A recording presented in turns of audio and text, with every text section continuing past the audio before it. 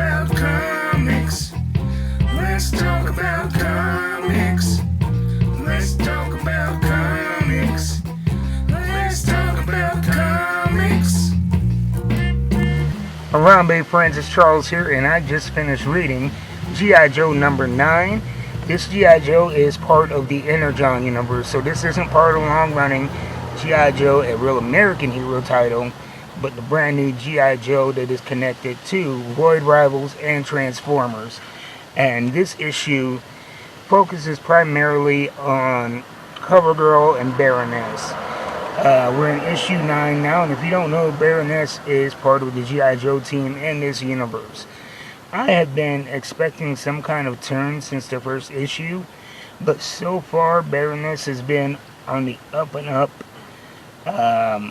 ish, I guess. There have been hints and clues that she may turn on the Joes, but nothing concrete. And in this issue, she is taking a break to Paris to check in on her parents and to get some time away from the bunker, the G.I. Joe bunker, the pit.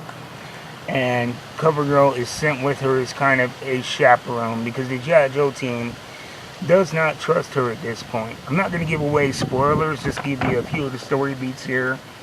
When they're in Paris, they are attacked by an affiliate of Major Blood, who Baroness had a run-in with toward the end of the prequel to this Duke.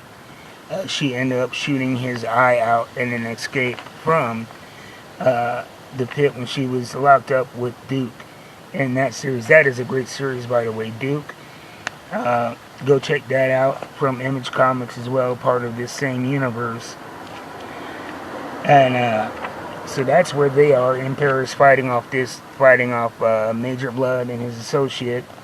And then we cut back to, and it's interesting, I think this new associate is a new guy, they call him the Raptor. I'm not sure if he is new to G.I. Joe lore or not, but they have been introducing some new characters to G.I. Joe lore, like Chameleon, who was introduced in Destro and still continues to be a part of Cobra. And so from that story beat, we go back to Clutch, who is at the pit and has actually stumbled upon a Transformer who was lost, and this Transformer disguised himself as a G.I. Joe Jeep to hide, I guess. And we see interactions with him and a little bit more explanation of how the Transformers ended up in this universe.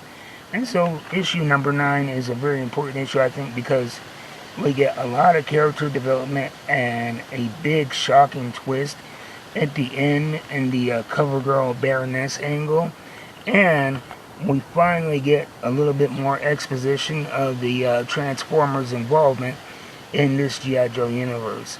So far in this book, we've seen glimpses, as we did in Duke, of Starstreak, and we've seen glimpses of Transformers, but the Transformer interacting with Clutch for the last few issues has been the most that we've actually seen these two groups interacting.